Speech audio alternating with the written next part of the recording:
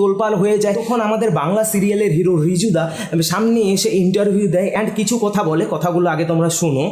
আর আমার পয়েন্ট হলো you look golden sari, এটা তো আমি আমার মাকেও বলি, আমার পিসিদেরও বলি, এদেরও বলি, ওদেরও বলি, যাকে বলি মাসি বলি, এটা তো একটা ভালো ভদ্র একটা কমেন্ট। এটার মধ্যে অশ্লীলতা কোথায়?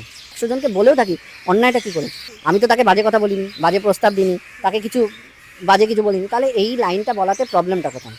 হ্যাঁ, রিজুদার এই কথাটা একদম ঠিক। এটা মানে কোনো মেয়েকে by the way you look good in sari এই কথাটা বলা কোনো খারাপ কাজ না বা কোনো খারাপ মেসেজও না। তো অনেকেরই স্ক্রিনশট দেখলাম, বেশিরভাগ স্ক্রিনশটে ওই 2-3টা মেসেজ বা রিজুদা একটা মেয়েকে বারবার বিরক্ত করেনি, বারবার মেসেজ করে। বছরের মাথায় একবারই মেসেজ করছে 2017 সালে, যাকে মেসেজ করেছে দ্বিতীয়বার আর তাকে কোনোদিন মেসেজ করেনি। তো এর জন্য আমার মনে হয় এটা কোনো খারাপ কাজ না। কিন্তু প্রবলেমটা তো ওখানেই, ওই একই সেম মেসেজ।